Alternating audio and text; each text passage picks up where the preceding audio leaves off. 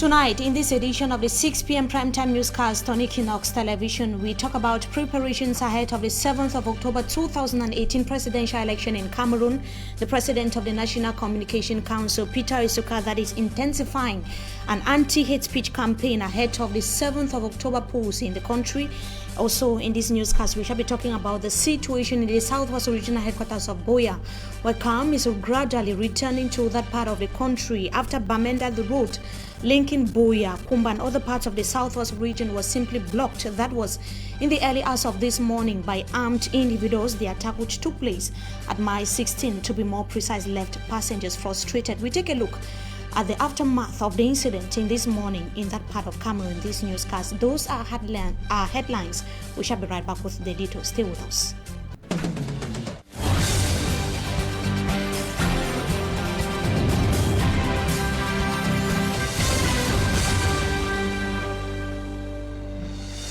Good evening to you, ladies and gentlemen. We welcome you to join us in this edition of the 6 p.m. primetime newscast on EQUINOXE television.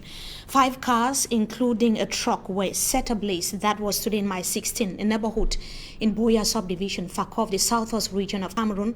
The surprise attack that took place in the morning left several passengers who left Kumba traveling through Buea to Motengene, Douala, and other parts of the southwest region stranded, and local inhabitants have again put to question the role of security forces in that part of the country, given that the attack actually took place just few meters away from a security control point.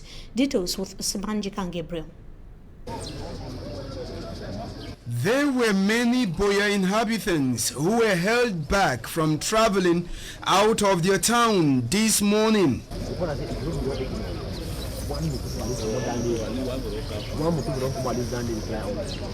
The cause of this hindrance was the surprise attack by unknown gunmen at the mile 16 neighborhood of the Buea subdivision, setting ablaze vehicles with just black smoke seen from a distance and also blocking the road. The incident led to the slump of activities in Buea, with the central market deserted, stores at the mile 17 motor park all closed, and some travelers stranded as they have no cars. Hours later, after the intervention of the forces of law and order, circulation was once again fluid, and along the roads we saw the carcass of the burnt lorry and cars around the mile 16 food market. The very quiet mile 17 motor park had also gained little steam, with cars entering.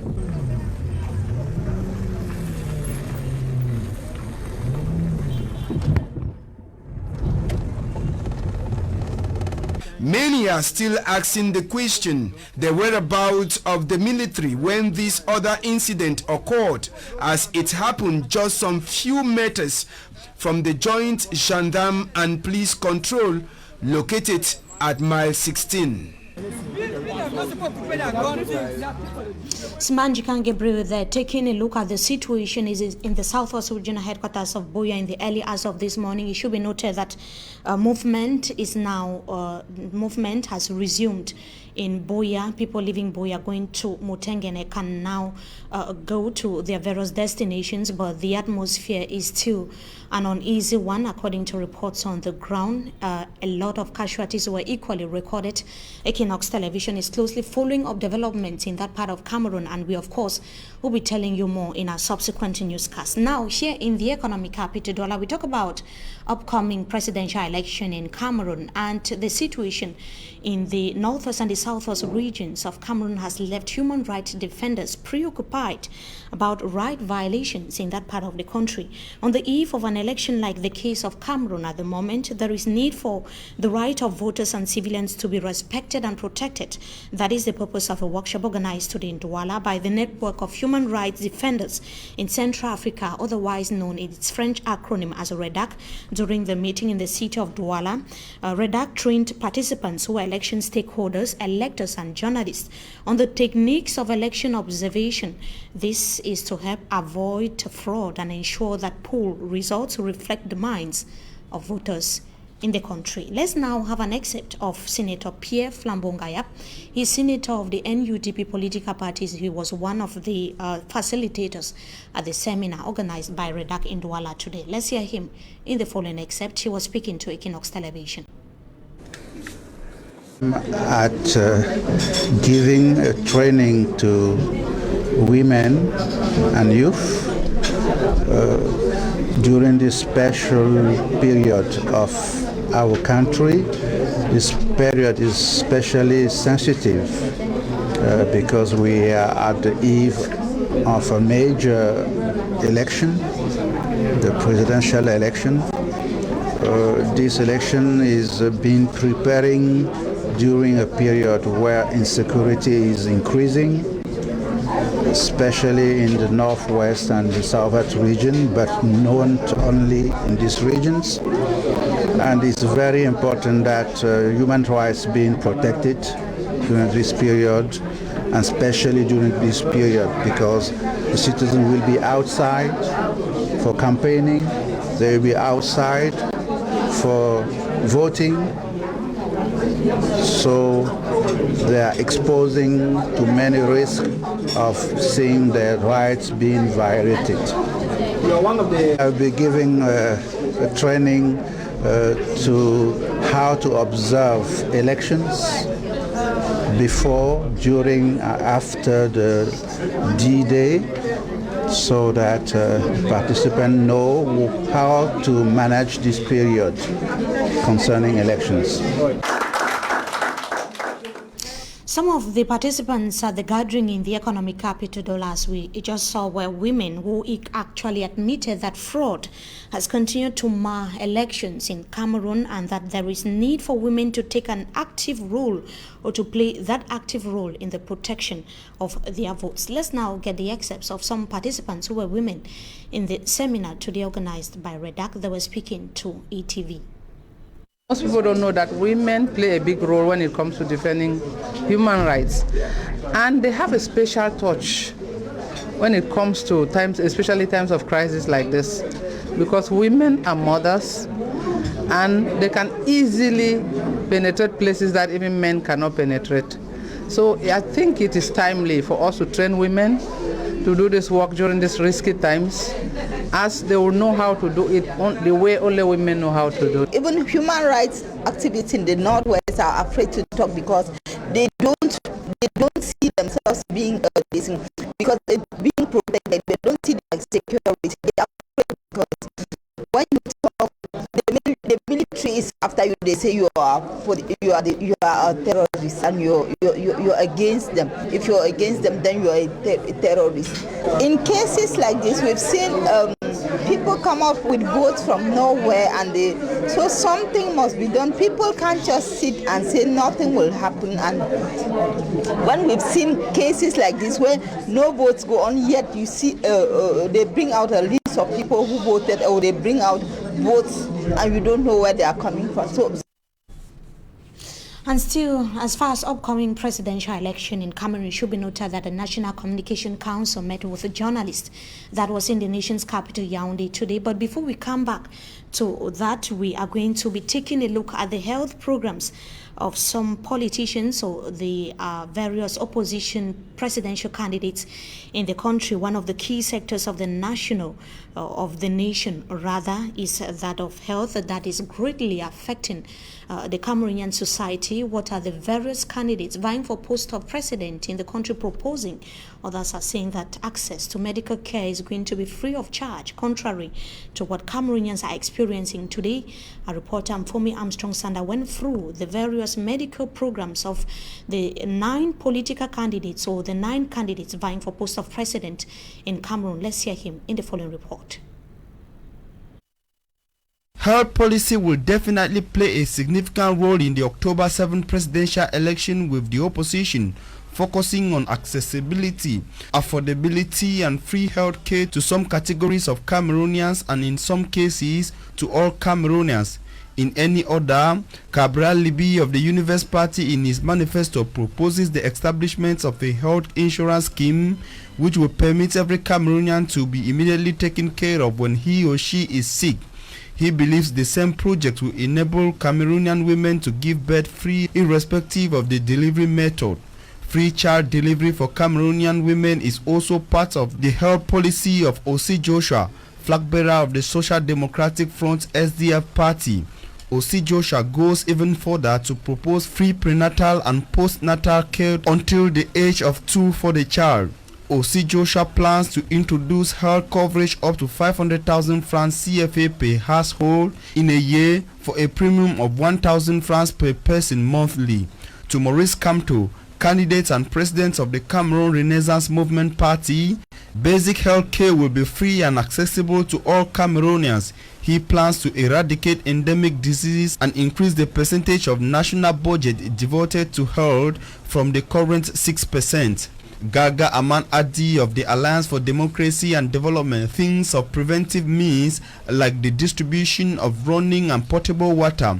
He also considers updating vaccination in regions. The improvement of the ratio of sanitation, supervision and the responsibility of the public health sector are, according to him, ways of effectively reducing mortality in Cameroon.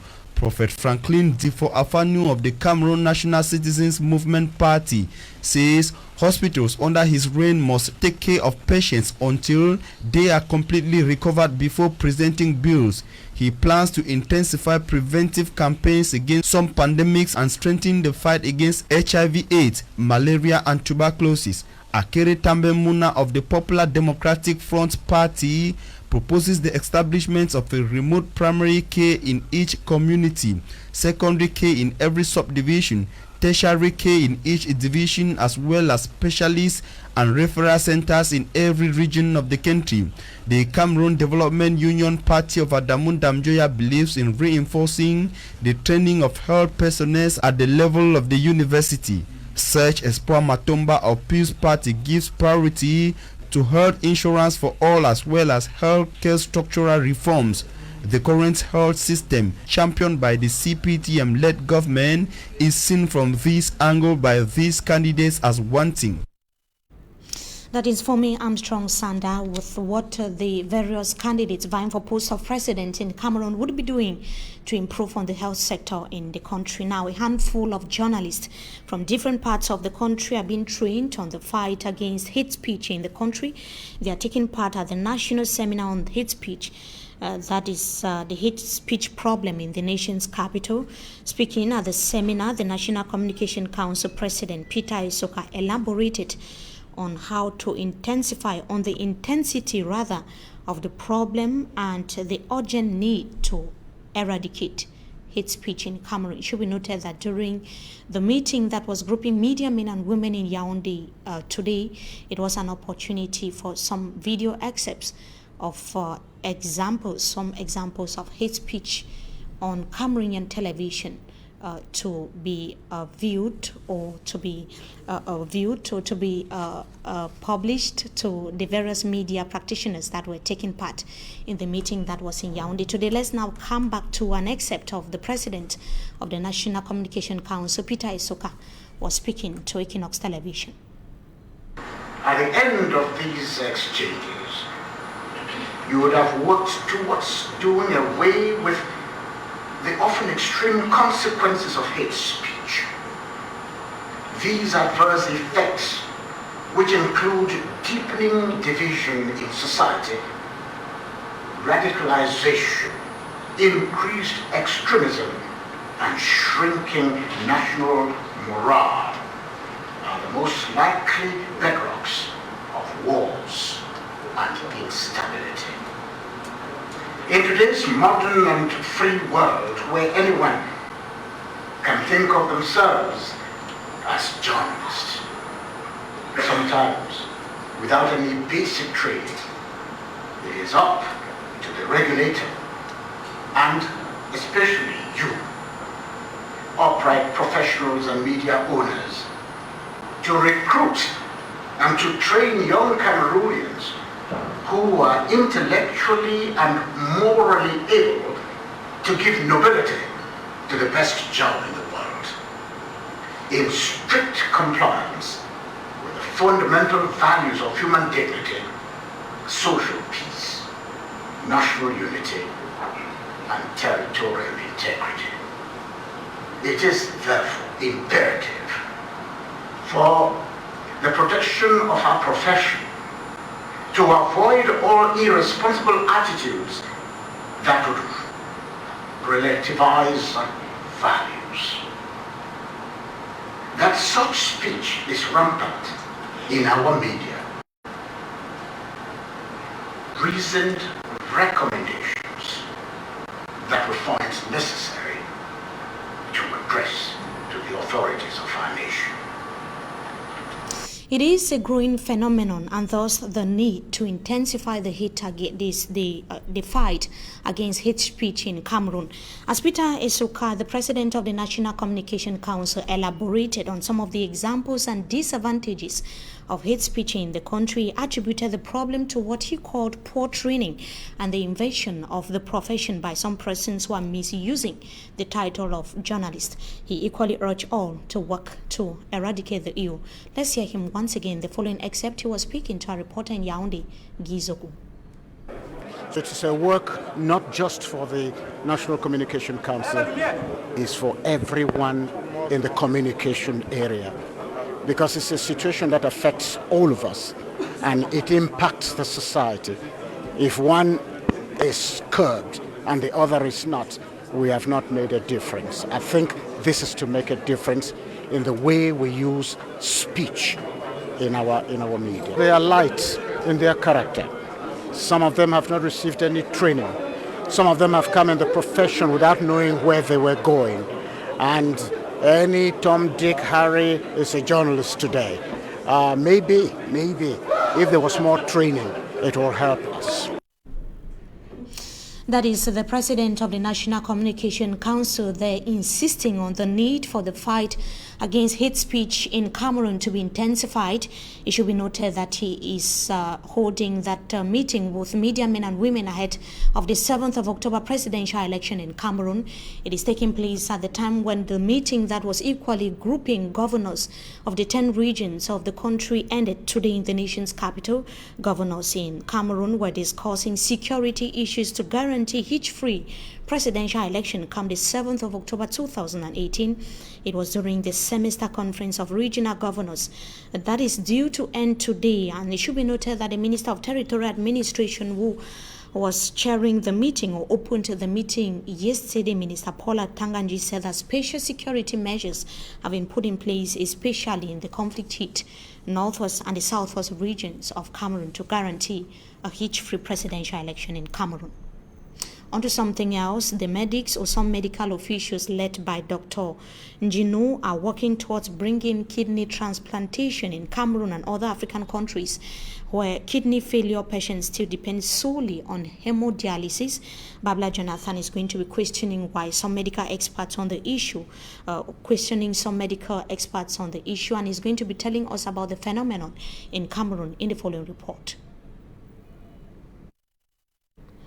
The report of Babila Jonathan that we certainly will be coming back to that in a subsequent newscast. Before we talk about something else, we take a look at this story of security forces in Limbe in the southwest region of Cameroon that interrupted free fishing vessels transporting automatic guns. The vessels docked at the National Shipyard and Engineering Company and are being investigated by Gendarmerie, Customs and livestock officials in Cameroon. David Simamo tells us more in this report. From the names written on the fishing vessels and the flag, it automatically says the fishing vessels, 3 in number, are from neighboring Nigeria.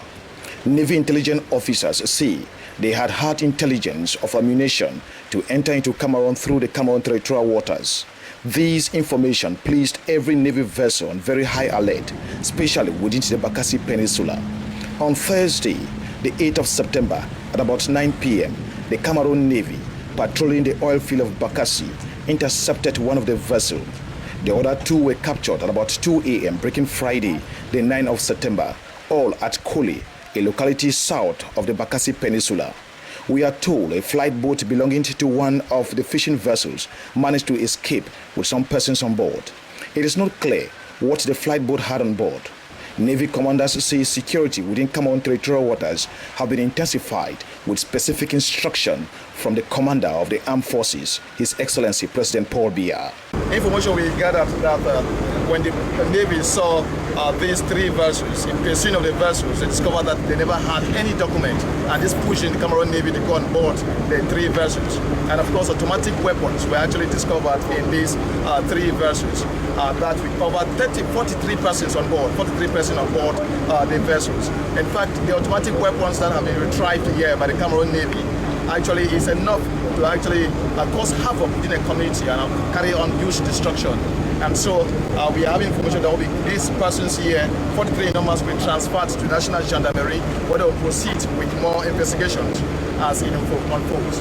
Davidson Maimo, Equinox TV, in Linden. And on to something else, we now talk about land title dispute in Edea, Sanaga Maritime Division of the Littoral Region of Cameroon.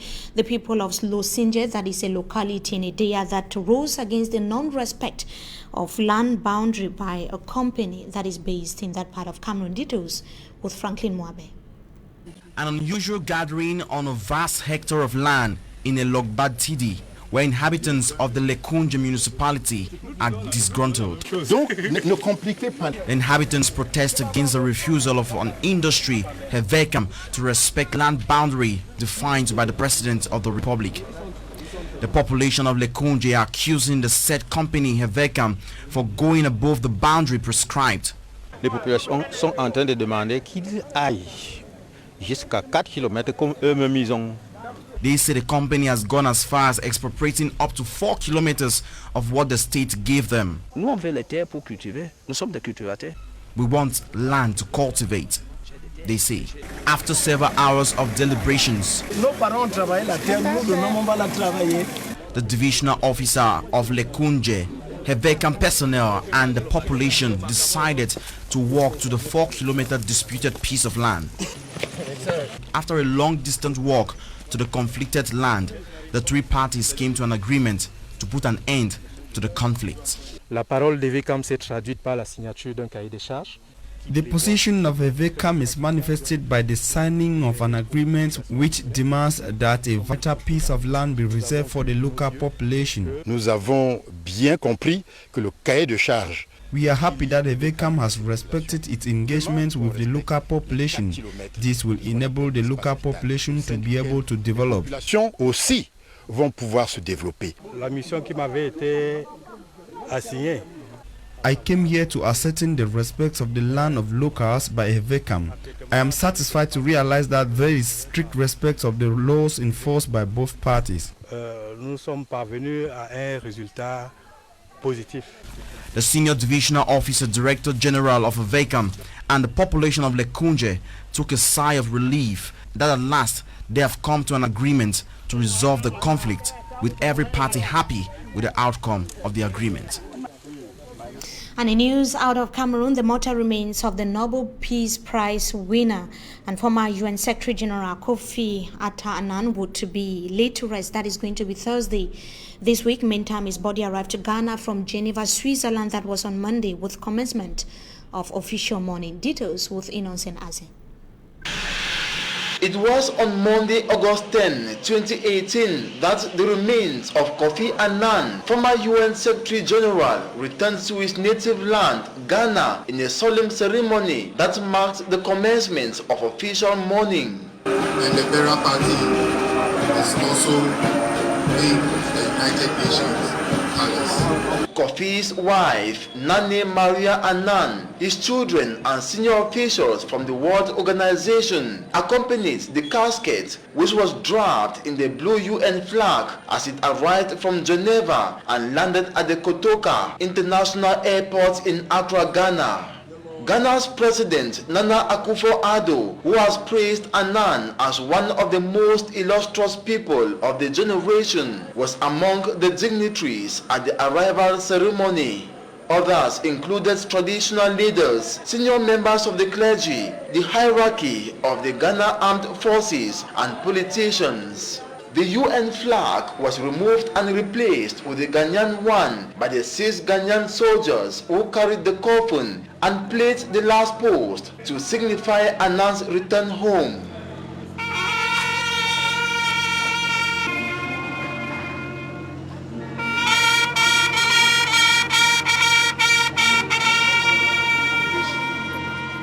Kofi Annan will lie at the Accra International Conference Center, where people can pay their last respects in the days before Thursday's state funeral. Kofi Annan died on August 18 at the age of 80 in Switzerland after a short illness. He was first black African to work as UN Secretary General and was awarded a Nobel Peace Prize. And that report there on the farewell ceremony of Kofi Annan brings us to the end of this edition of the 6 p.m. primetime newscast on Equinox Television. Viewers, we thank you so much for joining us as usual. Wishing you a blessed stay in the company of our programs. Until we meet again, goodbye.